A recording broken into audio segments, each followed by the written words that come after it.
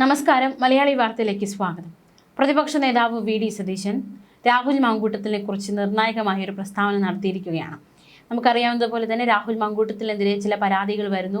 ഇതിൻ്റെ അടിസ്ഥാനത്തിൽ ഈ ഒരു പരാതികൾ എന്തെങ്കിലും ആകുന്നതിന് മുമ്പ് പരാതി ഉയർന്ന സാഹചര്യത്തിൽ തന്നെ രാഹുൽ മാങ്കൂട്ടത്തിനെ പാർട്ടിയിൽ നിന്ന് പുറത്താക്കുന്ന ഒരു നിലപാട് പ്രതിപക്ഷ നേതാവ് വി.ഡി. സതീശൻ സ്വീകരിക്കുന്നു. പ്രതിപക്ഷ നേതാവ് മാത്രമല്ല, കൂട്ടായി ചേർന്നെടുത്ത തീരുമാനമാണ് കോൺഗ്രസ് പാർട്ടിയിൽ നിന്നും രാഹുൽ മാങ്കൂട്ടത്തിനെ പുറത്താക്കുന്നു. പക്ഷെ ഒരു വശത്ത് ഇപ്പോഴും രാഹുൽ മാങ്കൂട്ടത്തിനെ ചേർത്ത് നിർത്തുന്ന ചില ഒരു കൂട്ടരുണ്ട്. അപ്പോൾ അവരുടെ ആവശ്യം രാഹുൽ മാങ്കൂട്ടത്തിനെ തിരിച്ച് പാർട്ടിയിലേക്ക് എടുക്കണം, അദ്ദേഹത്തെ പോലൊരു ശക്തനായ നേതാവ് വരണം എന്നതടക്കമുള്ള ആവശ്യം ഒരു വശത്ത് ശക്തമാണ്. പക്ഷേ വി.ഡി. സതീശൻ പറഞ്ഞൊരു കാര്യമുണ്ട്.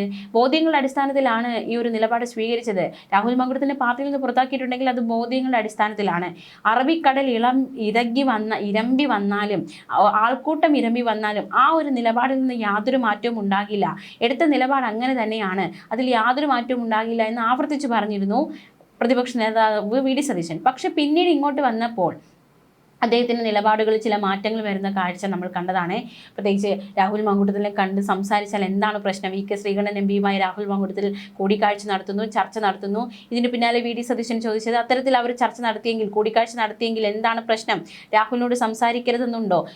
രാഹുലിനെ കണ്ടാൽ താനും സംസാരിക്കുമല്ലോ എന്നൊരു നിലപാടിലേക്ക് വി.ഡി. സതീശൻ പിന്നീട് വരുന്ന കാഴ്ചയുണ്ടായി. ഇപ്പോൾ കഴിഞ്ഞ ദിവസം ഒരു പ്രമുഖ മാധ്യമത്തിന് നൽകിയ ഇന്റർവ്യൂവിൽ വി.ഡി. സതീശൻ പറഞ്ഞിരിക്കുന്നത് ഇപ്രകാരമാണ്: ചങ്ക് പൊട്ടിയാണ് രാഹുൽ മാങ്കൂട്ടത്തിനെതിരെ നടപടിയെടുത്തത്.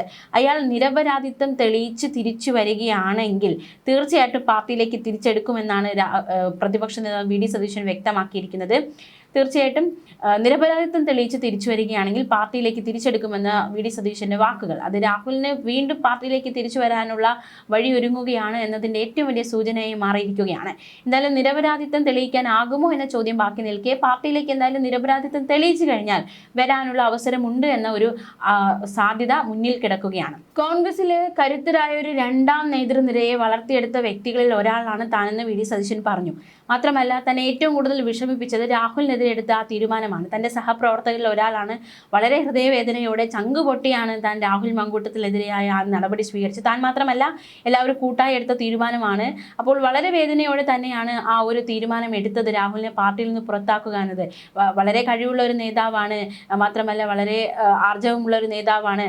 അത്തരത്തിലുള്ളൊരു നേതാവിനെ പാർട്ടിയിൽ നിന്ന് പുറത്താക്കുമ്പോൾ തീർത്തും വളരെ വേദനയുണ്ടാകും, സ്വാഭാവികമാണ്. അത്തരത്തിൽ വളരെ വേദനയോടെ തന്നെയാണ് താൻ ആ തീരുമാനം എടുത്തത്. പക്ഷേ പരാതികൾ ശക്തമായിരുന്നു, പരാതികൾ ചുറ്റുമുണ്ട്. ആ ഒരു സാഹചര്യത്തിൽ തീർത്തും പാർട്ടിയിൽ നിന്ന് പുറത്താക്കേണ്ട സാഹചര്യമായിരുന്നു. അതുകൊണ്ടാണ് അത്തരത്തിലൊരു തീരുമാനത്തിലേക്ക് നയിക്കപ്പെട്ടതെന്നും വി.ഡി. സതീശൻ പറയുകയുണ്ടായി. അതൊരു ഒറ്റപ്പെട്ട സംഭവമായിരുന്നു, അതുകൊണ്ടാണ് അത്തരത്തിലൊരു തീരുമാനം എടുത്തത്. തീർത്തും വളരെ വേദനയോടെ എടുത്ത ഒരു തീരുമാനമാണ്. മാത്രമല്ല, എല്ലാവരും കൂടി കൂട്ടായി പഠിച്ച് ആ ഒരു വിഷയത്തെക്കുറിച്ച് പഠിച്ച് എടുത്ത ഒരു തീരുമാനമായിരുന്നു. പക്ഷെ അവസാനം അത് തൻ്റെ തലയിലായി. താനാണ് രാഹുൽ മാങ്കൂട്ടത്തിലെ പാർട്ടിയിൽ നിന്ന് പുറത്താക്കിയതെന്നൊരു അപവാദം തനിക്ക് കേൾക്കേണ്ടി വന്നു. ആ ഒരു രീതിയിലേക്ക് കാര്യങ്ങളായി. എങ്കിൽ പോലും തൻ്റെ രാഷ്ട്രീയ ജീവിതത്തിൽ തനിക്ക് ഏറ്റവും കൂടുതൽ വേദനിപ്പിക്കപ്പെട്ട ഒരു സംഭവമാണ് ഇത്തരത്തിൽ രാഹുൽ മാങ്കൂട്ടത്തിൽ. എനിക്ക് വളരെ ഇഷ്ടമുള്ളൊരു നേതാവാണ്, തൻ്റെ പ്രിയപ്പെട്ട നേതാക്കളിൽ ഒരാളാണ്. അത്തരത്തിലുള്ളൊരു നേതാവിനെ പാർട്ടിയിൽ നിന്ന് പുറത്താക്കിയത് എനിക്ക് വളരെ വേദന ഉണ്ടാക്കിയെന്നാണ് പ്രതിപക്ഷ നേതാവ് വി.ഡി. സതീശൻ രാഹുൽ മാങ്കൂട്ടത്തെ കുറിച്ച് പറഞ്ഞത്. മാത്രമല്ല, തെറ്റിദ്ധരുത്തി നിരപരാധിത്വം തെളിയിച്ചു വരികയാണെങ്കിൽ ഉറപ്പായിട്ടും പാർട്ടിയിൽ തിരിച്ചെടുക്കുമെന്ന ഒരു കാര്യം കൂടി പ്രതിപക്ഷ നേതാവ് വി.ഡി. സതീശൻ പറഞ്ഞു വയ്ക്കുകയാണ്. അതേസമയം SDP-യുമായുള്ള ബന്ധത്തെക്കുറിച്ചും പ്രതിപക്ഷ നേതാവ് വിമർശിച്ചു. മുഖ്യമന്ത്രി പിണറായി വിജയൻ അവസരവാദത്തിന്റെ ആൾ രൂപമായി മാറിയെന്ന് പ്രതിപക്ഷ നേതാവ് വി.ഡി. സതീശന്റെ വിമർശനം. തിരഞ്ഞെടുപ്പ് വിജയത്തിന് SDP-യുമായും PDP-യുമായും RSS-ഉമായും മുഖ്യമന്ത്രി കൂട്ടുകൂടും. SDP-യുമായി കൂട്ടുകൂടുമ്പോൾ പിണറായി വിജയൻ ആദ്യം ചെയ്യേണ്ടത് SDP-ക്കാർക്കൊന്ന് അഭിമന്യുവിന്റെ വീട്ടിൽ പോയി അവരുടെ മാതാപിതാക്കളുടെ കാല് പിടിച്ച് മാപ്പ് ചോദിക്കുകയാണ്. എന്ത് ചെയ്താലും തിരഞ്ഞെടുപ്പിൽ ജയിക്കാൻ പോകുന്നില്ല എന്നും വി.ഡി. സതീശൻ പറഞ്ഞു. SDP പിന്തുണ നൽകിയാൽ എന്തിനാണെന്ന് വേണ്ടെന്ന് പറയണമെന്നാണ് മുഖ്യമന്ത്രി ചോദിക്കുന്നത്. വെൽഫെയർ പാർട്ടി UDF-ന് പിന്തുണ കൊടുത്തപ്പോൾ ഇതല്ലല്ലോ അദ്ദേഹം പറഞ്ഞത്.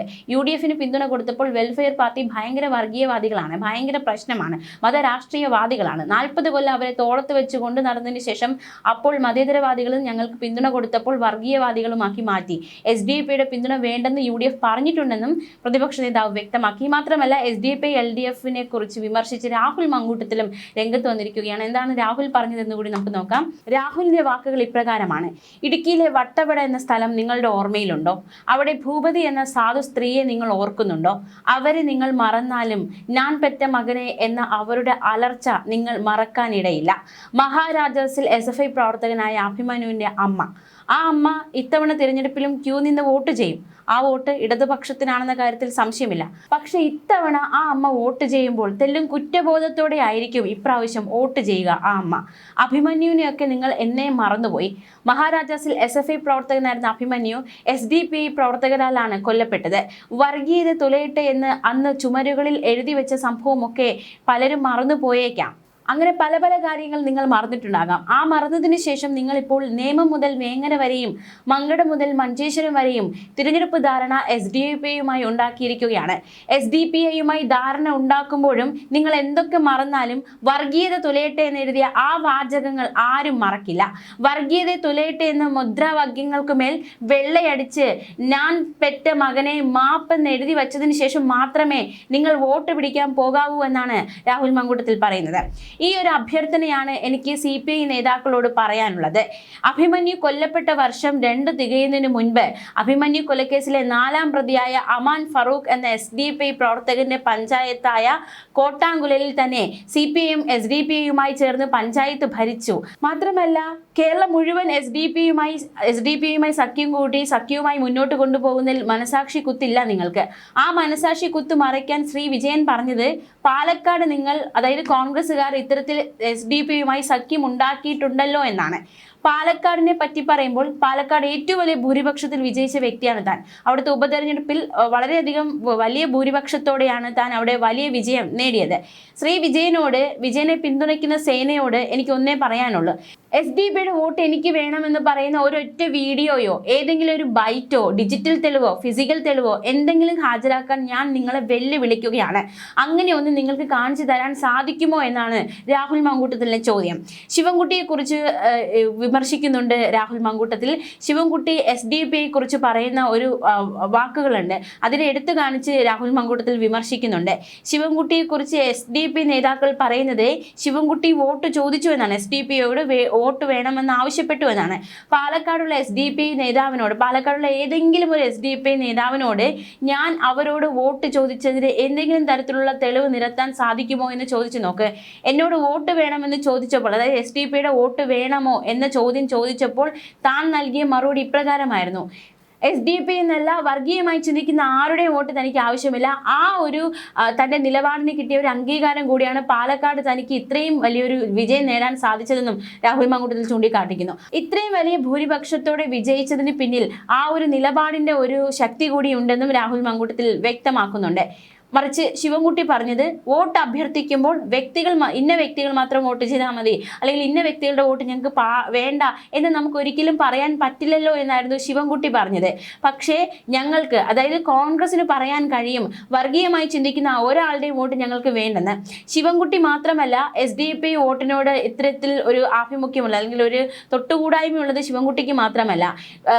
LDFിന്റെ മുതിർന്ന നേതാവ് തോമസ് ഐസക്കും ഇത്തരത്തിലൊരു പ്രതികരണം, അതായത് SDPI വോട്ട് ഞങ്ങൾക്ക് വേണ്ട എന്ന് പറയാനുള്ള ആർജവം കാണിക്കാതെ അത് വേണ്ട എന്ന് പറയാൻ ഞങ്ങൾക്ക് സാധിക്കില്ല എന്ന തരത്തിലൊരു പ്രതികരണം തോമസ് ഐസക് നടത്തിയിട്ടുണ്ട്.